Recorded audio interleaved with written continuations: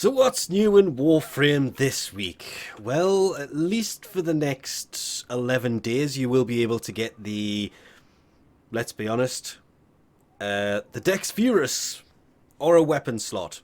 Probably slightly more important than that if you would actually turn and we can come in and have a look. The Archon Hunt is the Amber Archon Shard, which means it's against Nora. Extermination, Disruption, and then take it... Oh, that kind of sucks. Disruption is always the one that gets me, but hopefully I would recommend doing this before Wednesday. Which means that Kahl will be selling the Crimson Archon Shard. I'm still torn if I actually which one I prefer. I think I prefer the Crimson over the Ambers, because the Ambers aren't amazingly useful. Kahl's weekly mission, if you of course done them all up until this point, remember to extract at the end of every mission, will be Prison Break, and it's deathless as normal. And I'm starting to kind of miss the timed ones, because I think they realised people can do it in half the time that they were expecting. But that was part of the fun. Try and complete all of these in under 15 minutes in one run. And in case you didn't know, coming on Wednesday, April the 26th, the Duviri Paradox, what I'm assuming is going to be update 33, will be releasing on every platform. This will of course bring the Duviri Paradox quest, whatever that is actually going to be called. There is the whole new Duviri open world, and mounts. Flying horses. There's obviously a lot more being added, but I'm not going down the rabbit hole of trying to mention all of that right now, and I still wish that this was an actual frame that was coming in this update. I'm not sure if there is or is not a frame coming in this update. Don't quite think so. But it's going to be interesting seeing this. New players can literally start with the Duviri Paradox. It is becoming an optional starter quest, which is interesting. But again, coming April the 26th, more than likely it's going to be somewhere between 10 AM ET and 12 PM ET, because that's when consoles tend to do their updates. It could be later than that, it could be earlier. That is nothing more than a guess as to what time it's going to be, and it will bring new weekly reset stuff inside of it, but that will not actually kick off till the following week. So they say that will be one of the first things I go in and check. Nightwave, to be honest, don't even care that was there. Elite Acts, kill the Exploiter Orb and complete 4 Halls of Ascension on Lure. Much easier these days, used to be much harder to do those. Normal Acts, complete an Isolation Vault bounty mission on the Cambion Drift. I had a question that one. Why is it saying on Deimos? But that's obviously just telling you where it is. Complete 3 rescue missions, complete 3 mobile defense missions, complete 3 extermination missions, and complete 5 different bounties in the Plains of Eidolon. The offerings is obviously the usual. There is no Wolf Hood this week. I'm not even looking for Stanax anymore. I've completely given up, and now I'm seeing that, I'm now looking to see if there's a Stanax helmet, and surprisingly enough there isn't.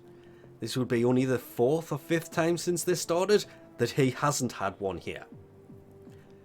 Auras, there is Rifle Amp, an extra 27% damage for rifles can be really useful, but Steel Charge is still king of the auras because it gives you 9 points instead of 7, so match the polarities, that's 18 extra points on top of the 60 a frame can have, can make for some very interesting builds.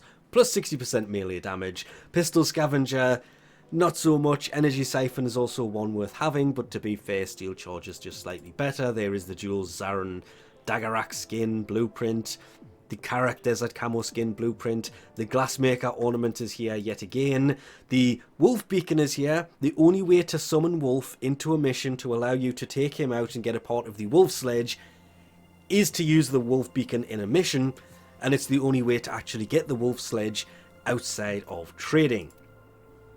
There is the Pangolin Sword blueprint. This is the blueprint to build the actual sword. Same goes with the Plasma Sword.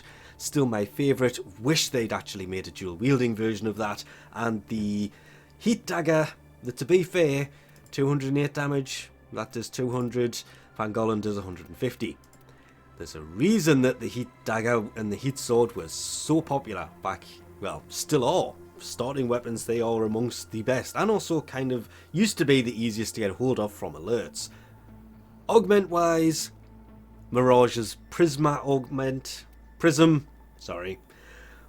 Mirage's Prism Augment, Excalibur's Slash Dash Augment, and the Tetra, while aiming projectile speed is increased augment. And if we run over and see what Teshin has for his Steel Path on our store this week, to be fair, it's the Shotgun Riven mod. It's what comes next week that is slightly more important. But more important than that is Steel Path honestly serves a much better purpose starting on Wednesday. Hence the insertion of that so early on. Because when Duviri Paradox launches, Steel Path is going to be so much better because you're going to have to be able to actually do it to be able to get a hold of the new incarning weaponry. It's not really new, it's just a way of incarning older weapons, but it finally gives him a better purpose than just giving us 1 week out of every 8 of something good and then 7 weeks of garbage.